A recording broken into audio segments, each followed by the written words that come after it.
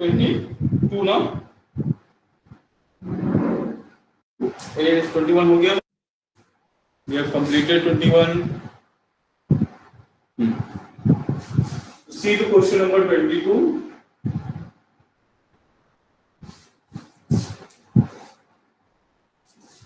Now find the percentage of pure gold in 22 carat of gold. If 24 carat gold is the 100% pure, means so pure gold will be of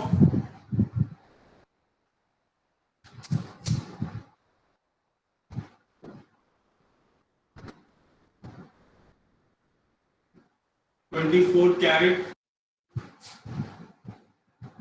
ठीक है। 24 carat क्या होता है आपका, pure gold होता है। So that is will be present in 22 carat.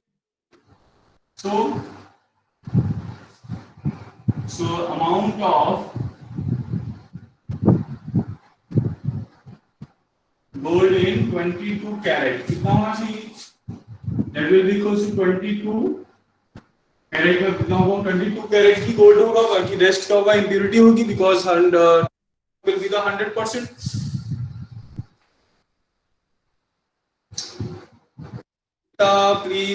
Please come out from there.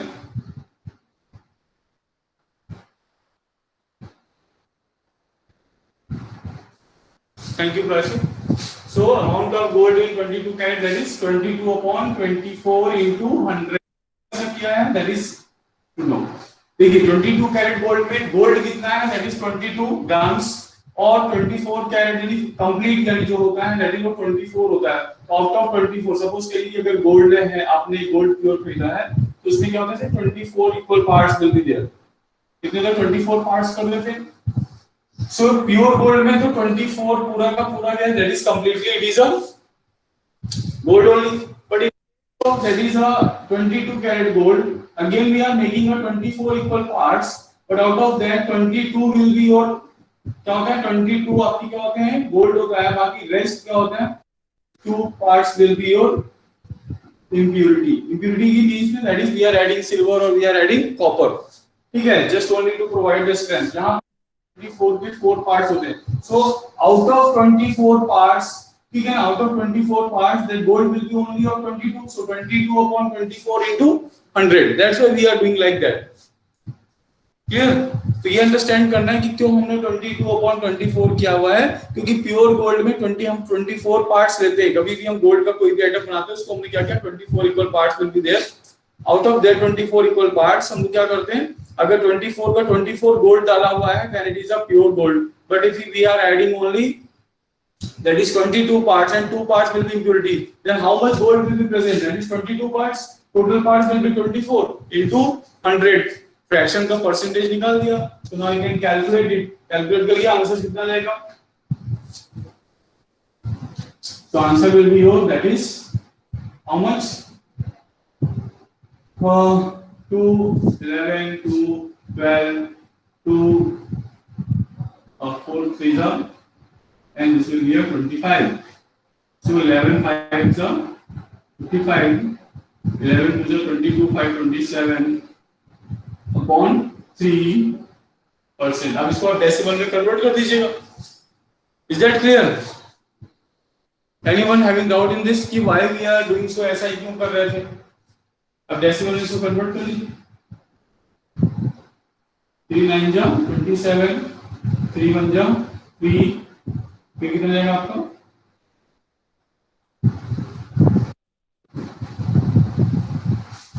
So this will contain only 91.66% gold, rest will be your impurity।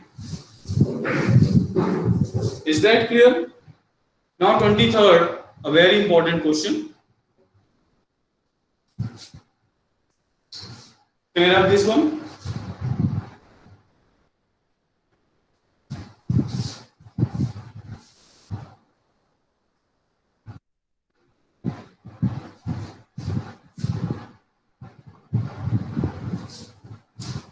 Okay, so now the next and last question, that is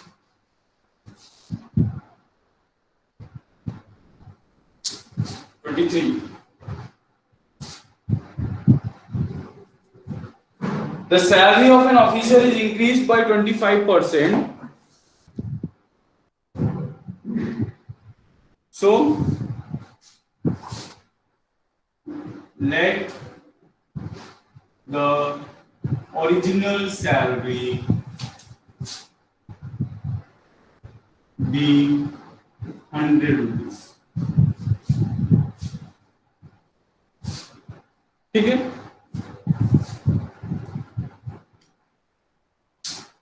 अब अगर उसका original salary 100 है तो new salary कितना होगा?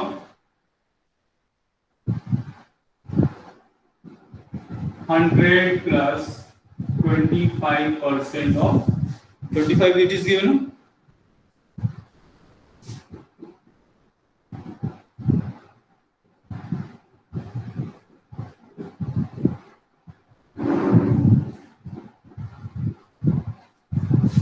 Is that clear? अगर उसका salary हमने क्या ले लिया 100 रुपीज ले लिया, ठीक है, तो 25% इंक्रीज किया, then it will be your 125. अच्छा, do it by x. Okay okay okay okay, x इधर नहीं दिख रहा ना, इधर दिख रहा है.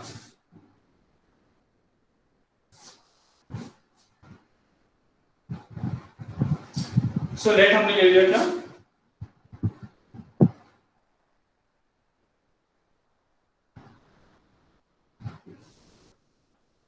So new salary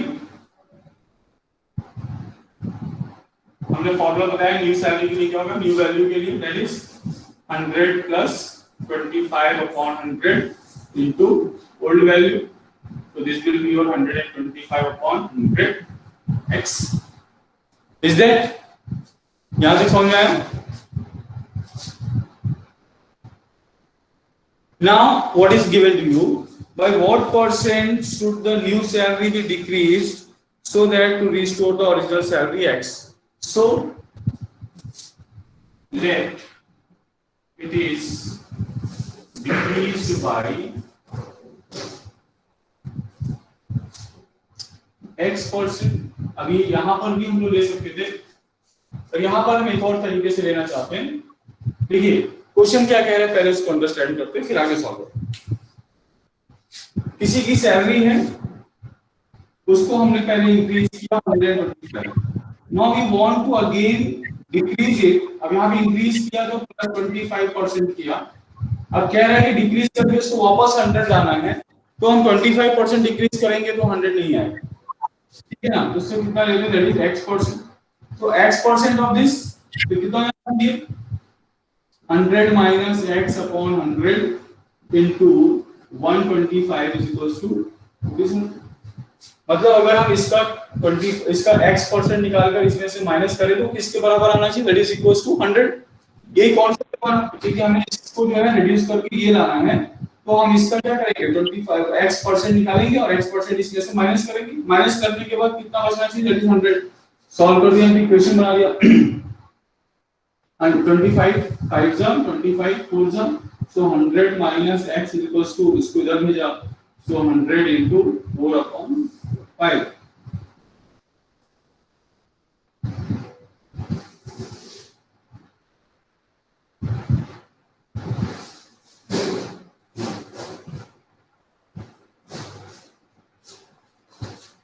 Is that clear?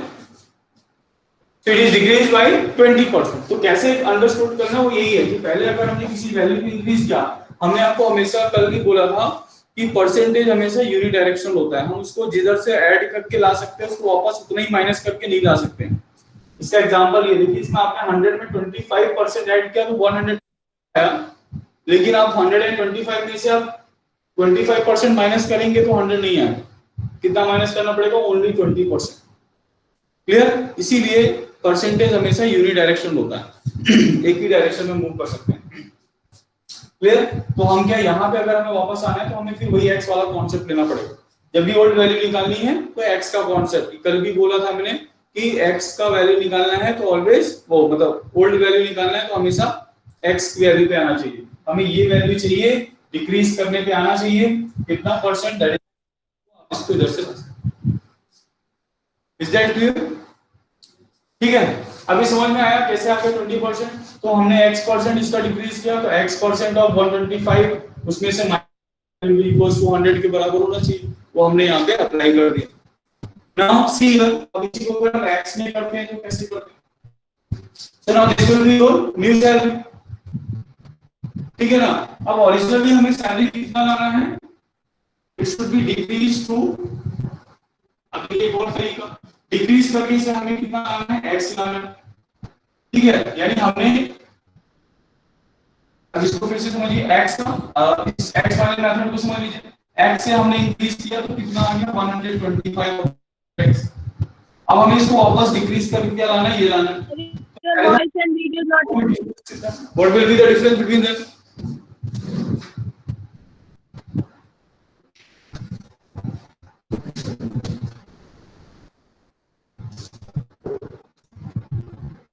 Wait.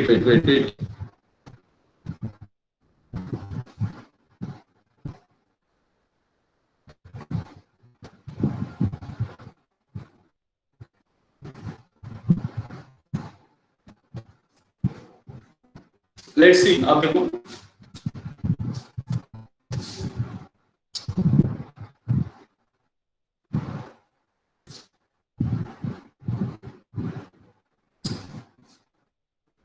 still it is not perfect.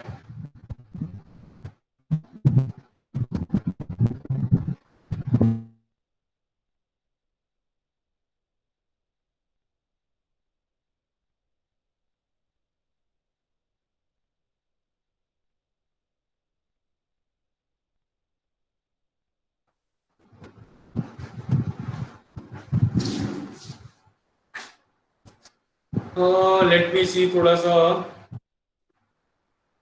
Wait कर लो, वेट, थोड़ा सा नेटवर्क का problem. Sir, nothing is clear.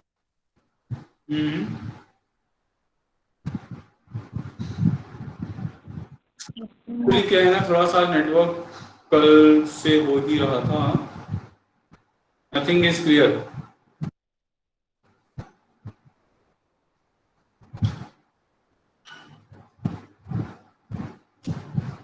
Last question था, हो जाता तो धीरे धीरे आएगा, कवर अप करेगा।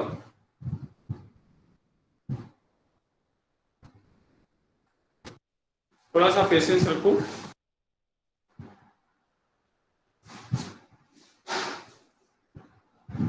Clear. क्लियर ना? थोड़ा सा फ्लक्चुएशन होता है कभी कभी। yes we can do it by taking x only.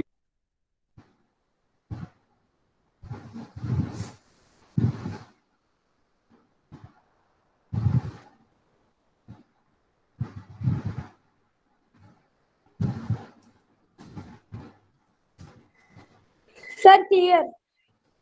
Okay, so let's start. चलो, वो कभी कभी ये प्रॉब्लम आ जाता है, ये BSNL है ना, भूल से भी ना लेना। Now it is crystal clear. So now yes, we have to discuss this part also. अगर हम इस पार्ट को डिस्कस कर रहे हैं, then how we are going to solve this one? अभी देखिए, so now we have to decrease, कितना वैल्यू डिक्रीज करना है? So that will be equals to 125 upon, ठीक है ना, x minus x. So that will be equals to कितना जाना चाहिए? 25 by 100x, or we can say it is a 1 by 4x. कितना डिक्रीज होना चाहिए? ठीक है ना? अब किससे डिक्रीज कर रहे हैं? सो डिक्रीज परसेंट। राहुल कैसे निकालेंगे? डिक्रीज, जो भी डिक्रीज करना है अपॉन जो न्यू वैल्यू यहाँ पर था, ये वैल्यू था, यहाँ से रिटर्न आ रहे हैं, तो हमारा बेस क्या बन जाएगा ये? So that is 125 को हम लोग क्या लिख सकते हैं? 5 by 4x into 100. So 4 and 4 cancel, x and x cancel, 100 by 5, that is equals to 20%. Is that clear?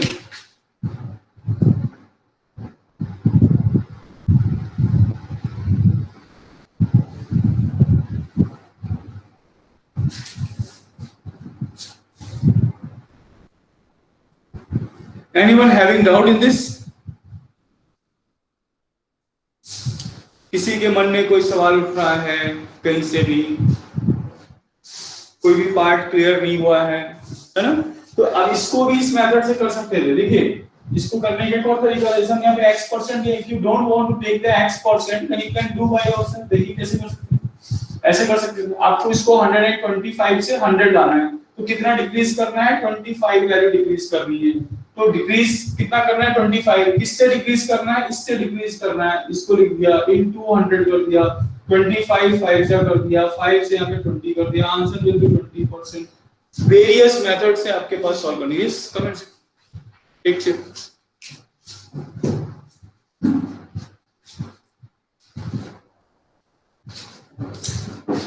ठीक है ना? क्रिस तिवारी, अगर आप पबजी यहाँ पे खेलेंगे ना, I am going to give you ना बॉक्सिंग, सब माइनस कर दूंगा तुम्हारा 0 0 0 इन ऑल 3 टेस्ट। पढ़ाई के समय से पढ़ाई की बात है। Yes of course I will take ना, आप हम वही करेंगे। अब रिवीजन ही होगा, बहुत फास्ट हो गया आपका सिलेबस, थोड़ा सा स्लो चलेंगे हम, ठीक है? So now this chapter will be over.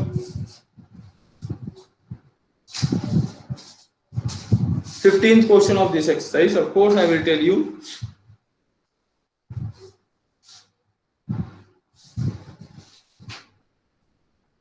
देखिए 15th क्वेश्चन में क्या कह रहा है बेटा, फिर से चलिए अंडरस्टैंड करते हैं 15th क्वेश्चन को।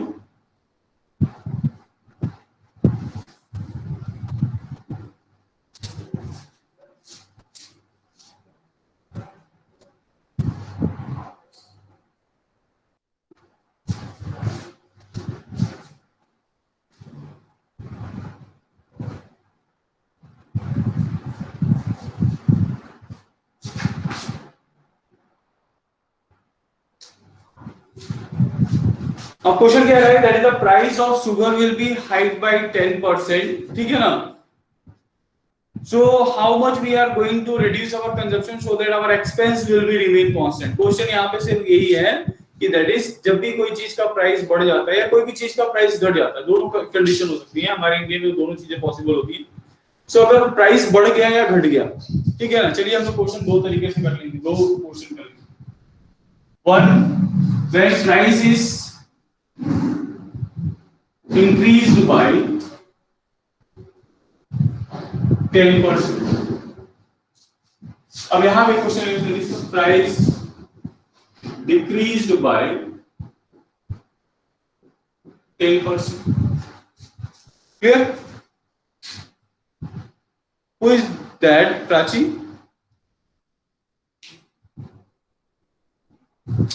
आर्यन, अनु एंड क्रिस, तीनों को आउट कर दूंगा अभी क्लास से बाहर। यहां पे डिस्टर्बेंस नहीं चाहिए, ठीक है ना? जो सीख रहे हो उसको सीख लो, ज्यादा बेटर।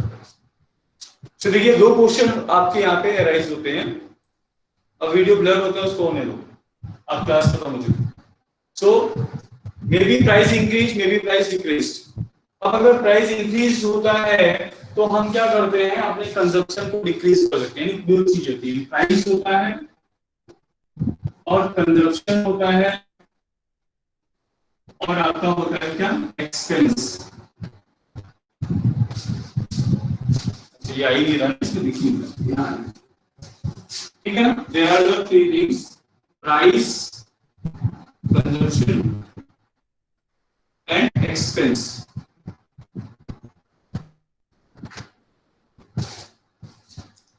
ठीक है? सो प्राइस जो भी होगा, प्राइस और इसका प्रोडक्ट ही होता है क्या? Expense. Suppose that you are taking 100 rupees per KG anything, you are taking only 1 kg, then your expense will be rupees 100। बोलने दो बेटा, वो थोड़ी देर में अपने आप सही होगा, फ्लक्चुएट करता है। वैसे भी क्लासेस ओवर हो चुकी हैं, so we are just doing a revision only.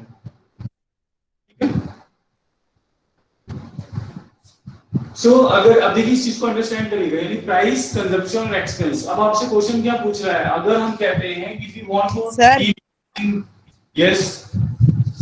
Sir ये अटेंडेंस लिंक है, प्राची Yeah. पटेल ने जो दी है।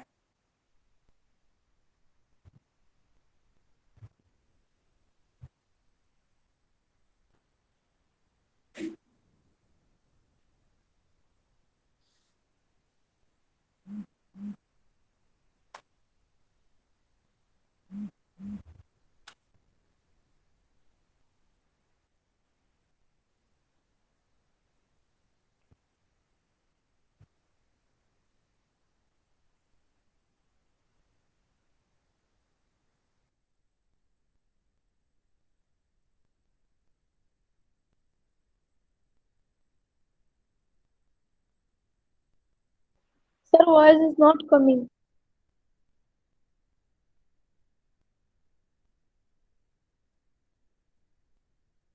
Sir, you are not audible. Sir, voice is not coming.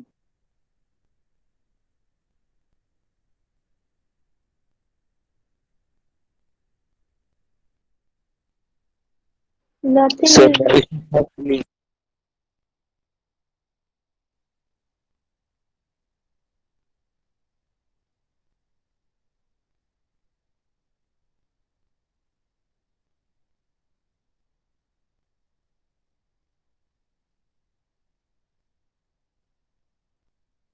Sir, voice is not coming.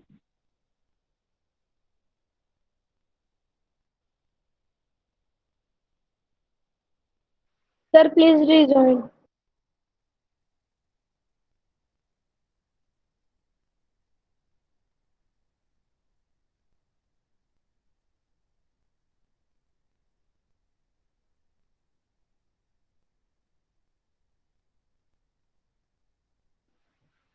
Sir, you are here.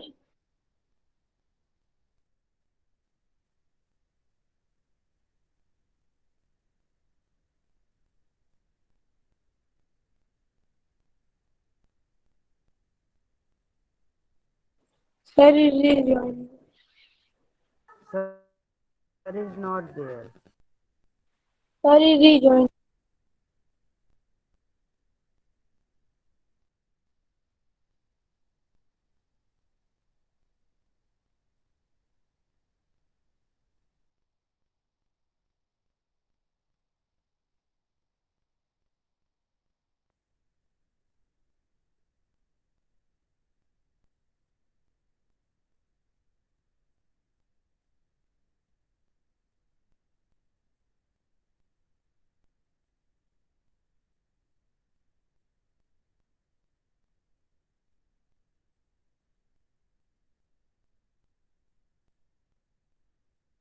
Sir, open your mic. Yes, open कर दिया mic. Sir, now video and voice both are clear.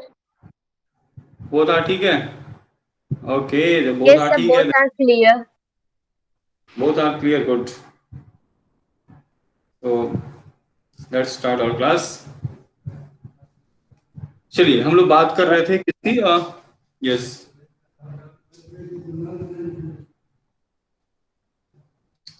हम लोग यहाँ पे बात कर रहे थे. तो देखिए यहाँ पे एक ही चीज होती है, एक को इंक्रीज करेंगे दूसरे को डिक्रीज करेंगे, बट इसको कांस्टेंट रखें.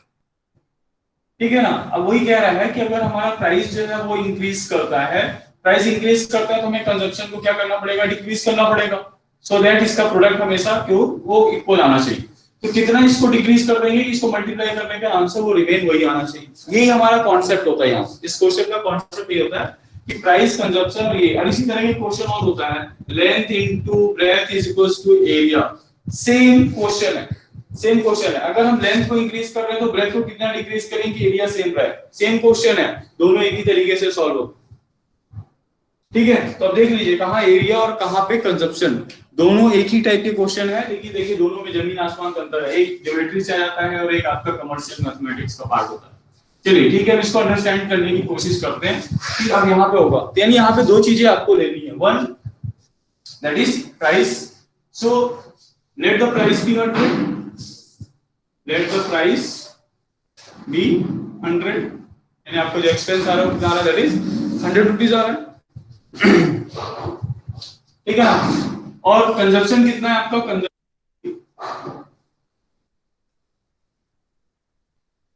Consumption will be 1 unit. Same thing happens here also. यहां पर भी हमने क्या लिया, प्राइस क्या बोले, दैट इज कॉस्ट बोल दो। Cost will be your 100 rupees and consumption will be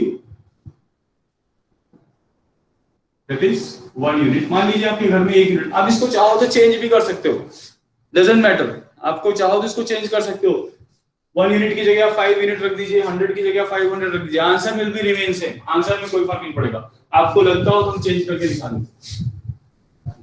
चलिए यहाँ पे कर देते हैं 5 यूनिट, यहाँ पे कर देते हैं क्या 500। ठीक, देखिए दोनों क्वेश्चन को अलग अलग तरीके से सॉल्व करो। इनिशियली अगर हमारा जो है कंजम्पशन यानी 1 यूनिट हम लोग कंज्यूम कर रहे हैं और उसका कॉस्ट हमारा कितना आ रहा है, that is 100 rupees. If we are getting a new price, ठीक है ना, तो न्यू प्राइस आएगा तो न्यू कॉस्ट विल बी कितना हो जाएगा? आपका price will be decrease by 10%। अगर प्राइस डिक्रीज कर रहा है तो new cost for 1 unit that is equal to कितना हो जाएगा?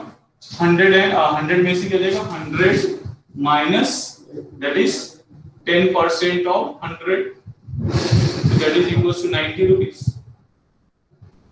ठीक है, यानी जो चीज अभी आप 100 रुपीज की खरीदा करते थे वो अब आपको कितने में मिल जाएगा? That is on 90 rupees only. ठीक है ना? सो इन 90 rupees you are able to purchase 1 unit. So in 1 rupees you are able to purchase 1/90 unit.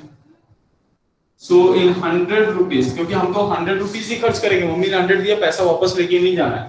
So 100 rupees खर्च करना है तो 100 रुपीज में कितना आएगा? 100/90 unit, that is equals to 10/9। Obviously ये क्या हो गया? इम्प्रॉपर फ्रैक्शन हो गया, मतलब आपका कंजप्शन बढ़ गया, यानी आपने कंजप्शन बढ़ा दिया यानी 1 यूनिट से ज्यादा आप खरीद रहे हैं तो कंजप्शन इंक्रीज हुआ है। सो इंक्रीज कितना इंक्रीज हुआ है? पहले हम इसी क्वेश्चन को सॉल्व कर लेते हैं, इसको रुक कर देते हैं। ठीक है, तो कितना इंक्रीज हुआ है? तो पहले हम इंक्रीज निकालेंगे, इंक्रीज अमाउंट कितना हो जाएगा? 10/9। ये बड़ा है, इसमें से माइनस कर देंगे। पहले कितना था? 1 unit. So 1 unit that is equal to कितना हो जाएगा आपका? 1/9 यूनिट। इतना आप ज्यादा खरीद पा रहे हैं, 10% प्राइस डिक्रीज होने से आप इतना ज्यादा खरीद पा रहे हैं। ठीक है ना? तो इंक्रीज का परसेंटेज कितना हुआ है? यानी 1/9 divided by the original value. Originally you are having that is 1 unit only into 100%, so that is equals to 100/9%। आ गया? यानी इंक्रीज कितना हुआ? 9% का इंक्रीमेंट हुआ। Is that clear? अब देखिए ये तो इंक्रीज है, हम अपनी कंजप्शन को क्या करेंगे? इतना इंक्रीज कर देंगे तो हमारा जो है वो ये, अगर ये होता है क्या, यहाँ पे डिक्रीज परसेंट होता है, लेकिन हमारा क्वेश्चन क्या है? इंक्रीज परसेंट का। चलिए अब इंक्रीज परसेंट को सॉल्व करते हैं। ठीक है ना? सेम वे में इसको भी सॉल्व।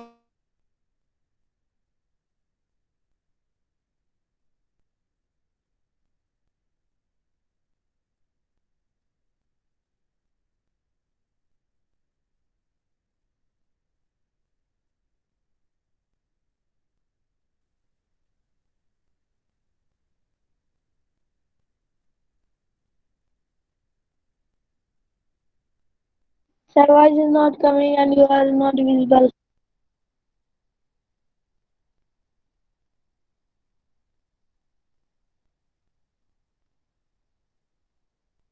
बढ़ गया तो 5 यूनिट्स अब कितने में आएगा? That is 500 plus 10% of that is 500, so that will be equal to कितना आएगा? 00, दैट इज 50 रुपीस बढ़ गया, यानी 550 rupees. Now you have to pay for 5 unit. आपको कितना पे करना पड़ेगा? 550 rupees. Is that clear? So now you have to pay 550 rupees in place of 500 for this, यानी आपको 50 रुपए एक्स्ट्रा देने पड़ेंगे। दुकान वाला अंकल बोलेगा 50 रुपए बेटा और एक्स्ट्रा दो। आप बोलोगे अंकल हम तो 50 रुपए नहीं लाए हैं, मम्मा ने तो सिर्फ हमको इतना ही दिया है 500। आप 500 में जितना आता है ना। Is that clear? समझ में आ रहा है क्या कहना है इसको? यानी now you are going to find out. अब आप क्या करेंगे, 50 रुपीस में आपको क्या मिल रहा है, 5 यूनिट मिल रहा है। सो 1 रुपीस में कितना यूनिट मिलेगा, सो 1 rupees you will get a 5 upon 550 unit. Clear. So in 500 rupees, क्योंकि आपके पास तो सिर्फ 500 रुपीस है, तो 500 रुपीस में कितना मिलेगा, दैट इज 5, ये उसको ठीक है, ये कर दिया। 0 0 कैंसिल हो गया, 5 से 11 कैंसिल हो गया, आंसर मिल गया 50 upon 11 यूनिट। आप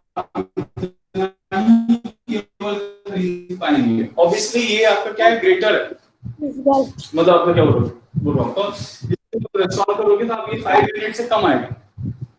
you are not going to get a 5 unit exactly. तो कितना डिक्रीज हुआ है, यानी कंजप्शन डिक्रीज हो गया। सो डिक्रीज के लिए क्या करेंगे, that is 5 unit minus 50 upon 11, इसको माइनस कर लीजिए, है ना, क्योंकि 11 4 सा 44 होता ही नहीं आपको। 5 के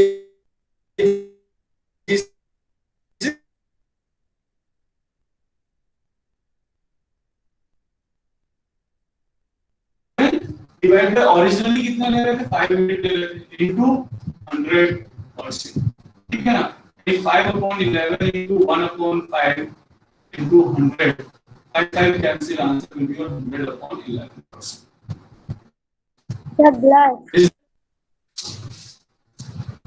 अब देखिए आगे का क्वेश्चन था 1 यूनिट से नहीं सॉल्व किया, पर आंसर वही आया 100 upon 11, ठीक है ना। आपकी बुक में आपने 10% किसी से भी क्या होगा, चलिए ठीक है, वैसे भी क्लास बंद कर रहे हैं, don't worry about that. So we are going to close. Yes, Give us toffee and chocolate.